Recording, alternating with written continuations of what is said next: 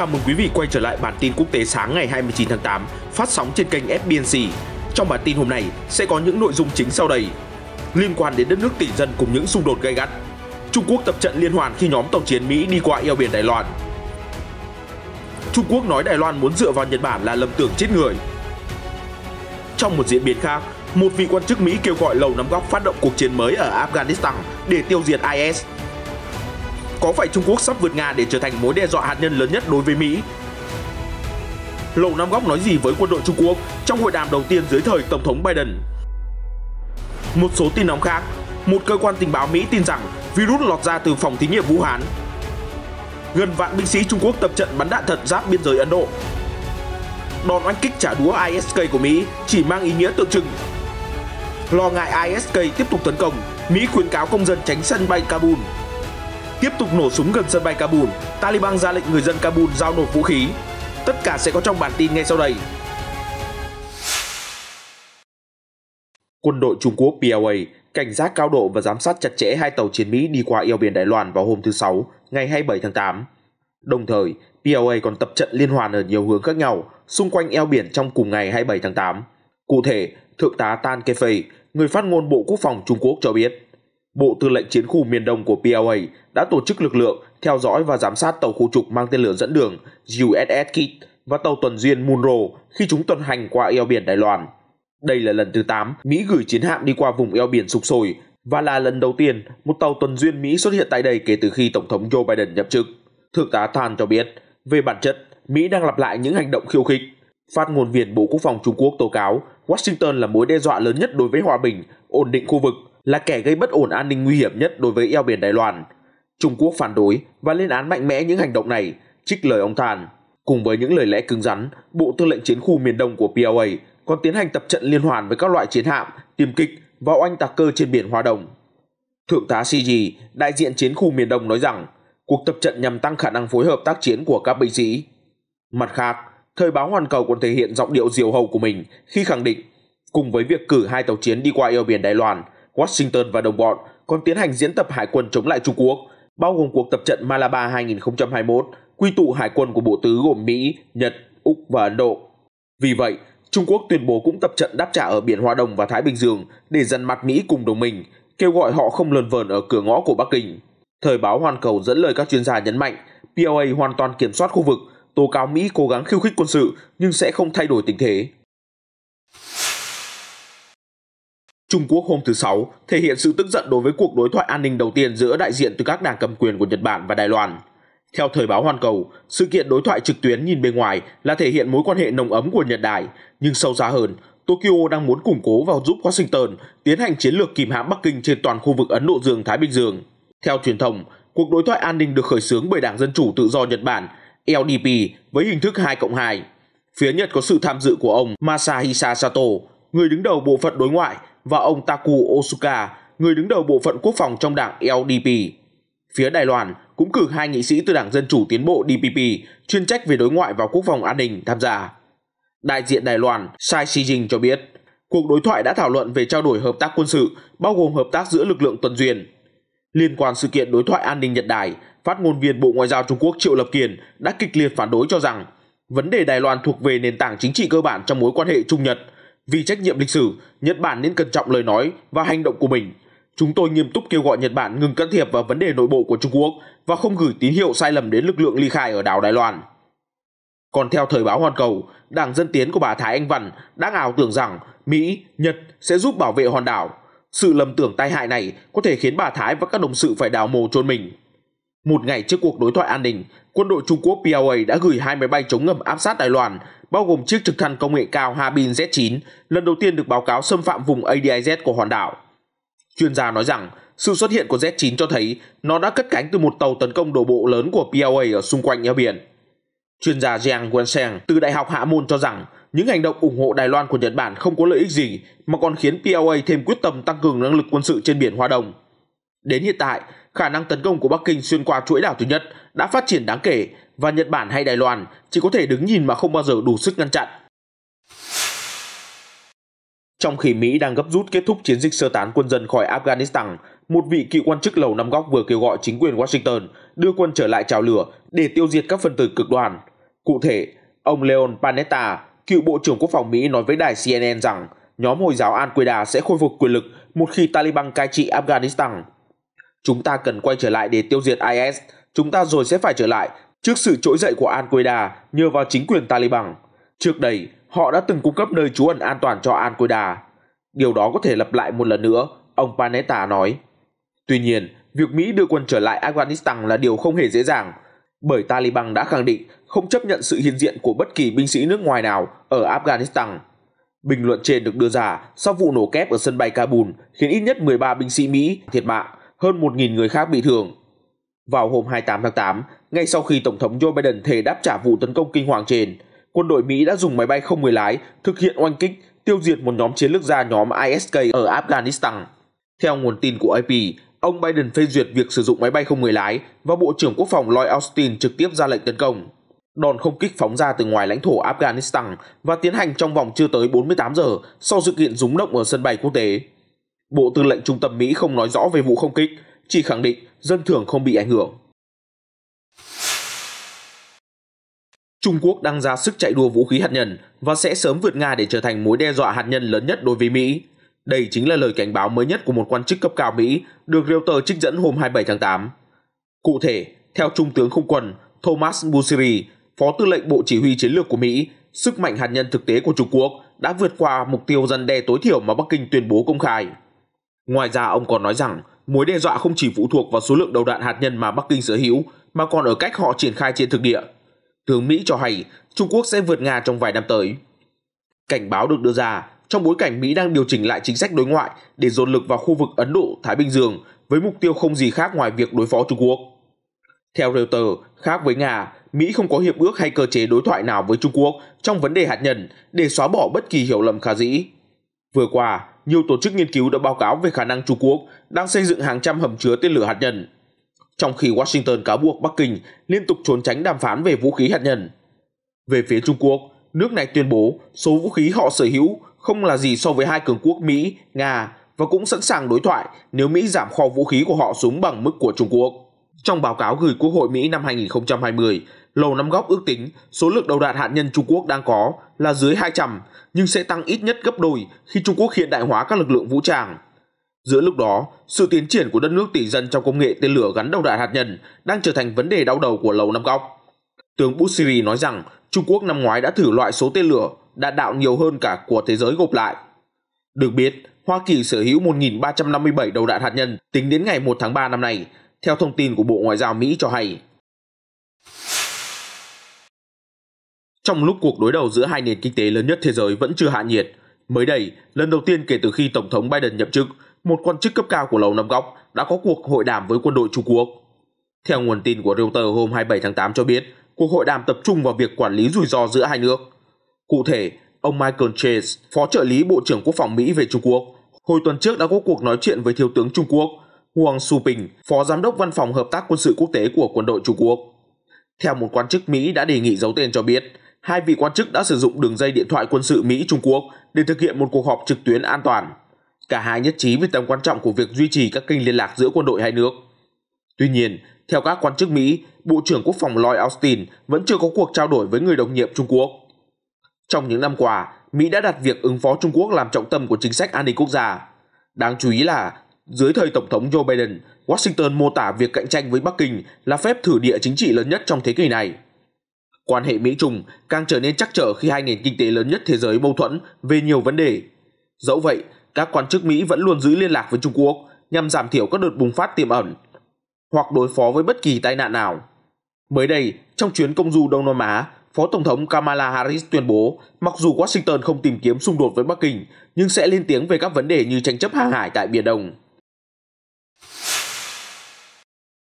Giới quan sát cho rằng, chuyến công du vừa qua của Phó Tổng thống Mỹ Kamala Harris cho thấy Washington đang thay đổi chiến lược về khu vực Đông Nam Á, nơi các nước vốn thận trọng không ngả về phe nào trong cuộc đối đầu Mỹ-Trung. Trong một bài phát biểu tại Singapore, bà Harris mạnh mẽ bác bỏ yêu sách phi lý của Bắc Kinh ở Biển Đông và cáo buộc Trung Quốc cưỡng ép các nước láng giềng.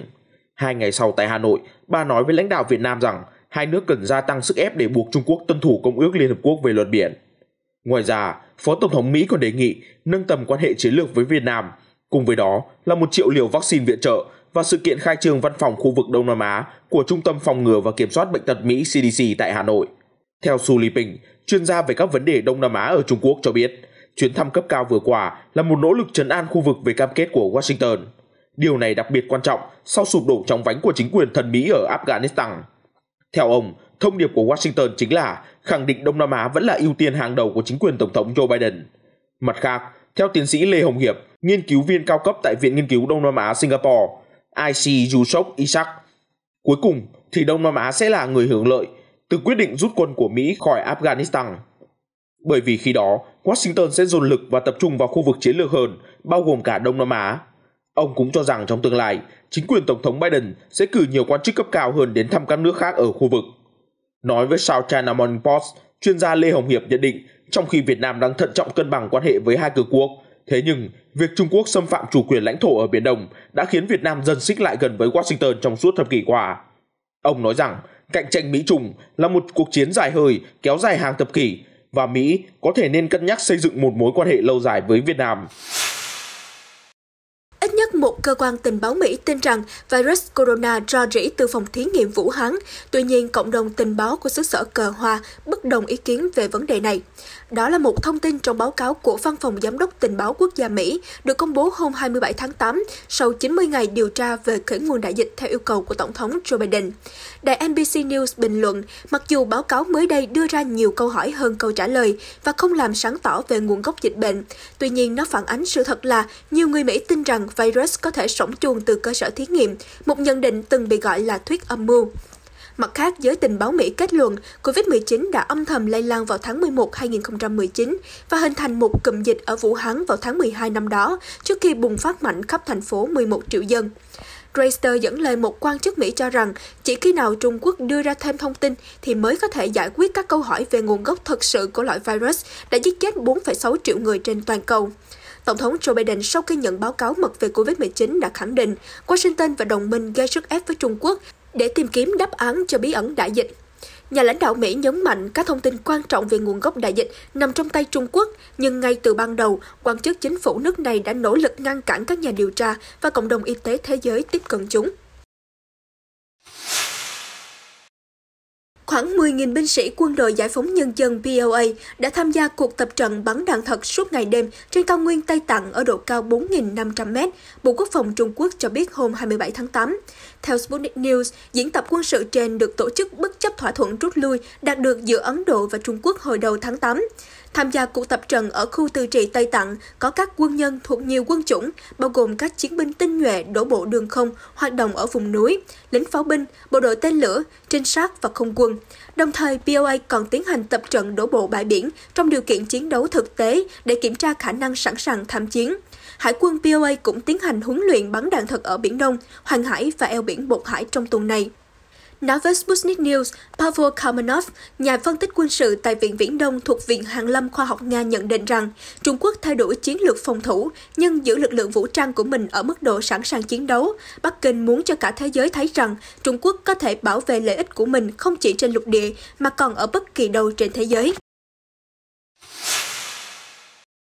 Số vụ nổ kép trúng đồng ở sân bay Kabul hôm 26 tháng 8 khiến ít nhất 170 người chết, bao gồm 13 lính Mỹ và khoảng 200 người khác bị thương. Tổng thống Joe Biden đã tuyên bố đáp trả. Trong bài phát biểu với giọng nói đứt quãng do xúc động, ông Biden thề rằng Mỹ sẽ săn lùng và buộc thủ phạm vụ tấn công phải trả giá. Qua ngày hôm sau, quân đội Mỹ đã thực hiện đòn không kích chớp nhoáng bằng máy bay không người lái, thủ tiêu một chiến lược gia của tổ chức cực đoan ISK tại Afghanistan. Bộ Tư lệnh Trung tâm Mỹ không nói rõ về vụ không kích, chỉ khẳng định dân thường không bị ảnh hưởng.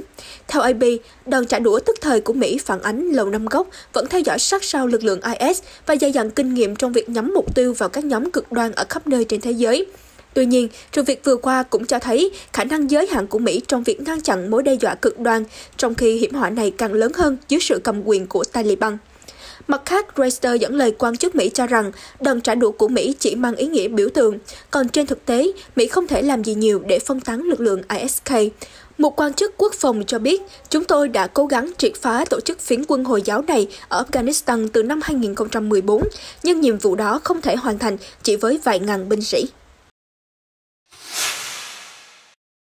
Đại sứ quán Mỹ ở Kabul đã ban hành cảnh báo thứ hai với công dân nước này vào ngày 27 tháng 8, khuyến cáo không nên đi đến sân bay quốc tế Hamid Karzai, đặc biệt cần tránh các cổng sân bay vì những mối đe dọa an ninh. Công dân Mỹ đang ở cổng Áp Bay, cổng Đông, cổng Bắc và cổng Bộ Nội vụ mới nên rời đi ngay lập tức. Trích thông báo của Đại sứ quán Mỹ có đoạn viết. Đồng thời, cơ quan này cảnh báo người Mỹ còn lưu trú tại Afghanistan phải luôn cảnh giác xung quanh ở mọi thời điểm, đặc biệt là ở nơi đông người, đồng thời tuân theo các hướng dẫn của giới chức địa phương, bao gồm các lệnh giới nghiêm. Hồi đầu tuần, Đại sứ quán Mỹ đã phát cảnh báo tương tự. Đến hôm thứ Sáu vừa qua, văn bản cảnh báo thứ hai được đưa ra, ngay sau khi sân bay Kabul bị tấn công tàn bạo bởi nhóm cực đoan ISK, khiến ít nhất 13 binh sĩ Mỹ thiệt mạng và hàng trăm người khác bị thương. Trong khi đó, ở Washington, Tổng thống Biden cùng ngày 27 tháng 8 cũng được các cố vấn an ninh cảnh báo rằng một vụ tấn công tiếp theo của ISK tại thủ đô Kabul nhiều khả năng có thể diễn ra. Thư ký báo chí Nhà Trắng Jen Psaki cho biết, cuộc sơ tán của Mỹ đang bước vào giai đoạn nguy hiểm nhất từ trước đến nay. Bà nói, giai đoạn này Mỹ không chỉ rút binh sĩ mà còn vận chuyển khí tài về nước. Nó luôn là phần nguy hiểm nhất trong toàn bộ nhiệm vụ. Theo Nhà Trắng, đã có khoảng 105.000 người được Mỹ di tản từ ngày 14 đến 27 tháng 8, bao gồm 5.100 công dân Mỹ. Lầu Năm Góc hiện duy trì 5.200 quân nhân để kiểm soát an ninh sân bay Hamid Karzai, và con số này dự kiến giảm về không vào cuối ngày 31 tháng 8, thời gian đang đếm ngược từng phút. Nhiều tiếng súng tiếp tục vang lên gần sân bay Kabul hôm thứ Bảy ngày 28 tháng 8, khi Mỹ cảnh báo nguy cơ các cuộc tấn công khác có thể xảy ra nhằm vào đoàn người chờ sơ tán. Một số nhân chứng nói với Reuters rằng dường như Taliban đang bổ sung bên ngoài sân bay quốc tế để giải tán đám đông, trong khi một nguồn tin khác cho hay nó có thể phát ra từ bên trong sân bay bởi các lực lượng quân đội nước ngoài.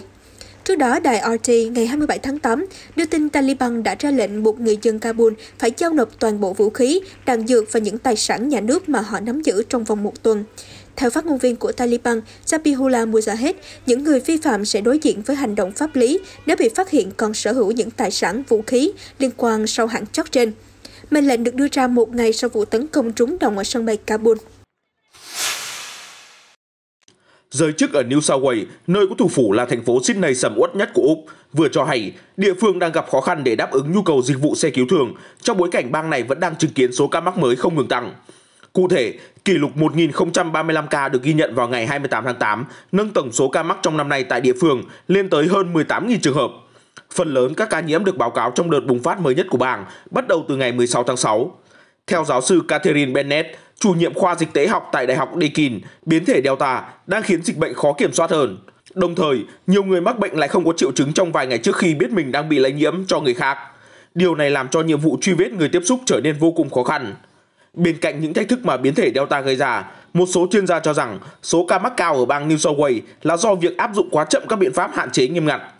Hiện có những số liệu cho thấy tiêm chủng vaccine đã có tác động ở địa phương. Mặc dù nhiều người dân ở đây mắc bệnh, nhưng tỷ lệ nhập viện và tử vong lại thấp hơn nhiều so với các đợt bùng phát trước đó, với tổng số 82 ca tử vong trong hơn 2 tháng qua. Siêu bão Ida vừa tấn công Cuba ngày 27 tháng 8 với sức gió lên tới 120 km/h. Cơn bão dự kiến sẽ đổ bộ vào bờ biển bang Louisiana của Mỹ trong hôm nay. Giới chức bang đã kêu gọi nhiều cư dân thành phố New Orleans và các nhân viên giàn khoan dầu khí nên di tản khẩn cấp. Tổng thống Joe Biden cũng đã ban hành tình trạng khẩn cấp liên bang. Nhà chức trách dự đoán bão Ida có thể mạnh lên tới cấp 4, cao thứ nhì trong thang đo 5 cấp khi đổ bộ vào bang Louisiana trong thời gian từ trưa đến chiều Chủ nhật hôm nay. Trong cuộc họp báo với thống đốc bang, chuyên gia Benjamin Scott từ Dịch vụ Thời tiết Quốc gia Mỹ cho biết Ida sẽ là một cơn bão thay đổi bước ngoặt đối với cuộc sống của nhiều người nếu chúng ta không chuẩn bị trước cho sự tàn phá của nó. Thống đốc John Bell Edwards đã ban bố tình trạng khẩn cấp trên toàn bang vào hôm 26 tháng 8. Nếu dự báo là chính xác, cơn bão Ida sẽ tấn công nước Mỹ đúng dịp 16 năm siêu bão Katrina tàn phá kinh hoàng vào một vùng rộng lớn. Lực lượng tuần duyên Mỹ đã kêu gọi tàu thuyền tìm nơi trú ẩn.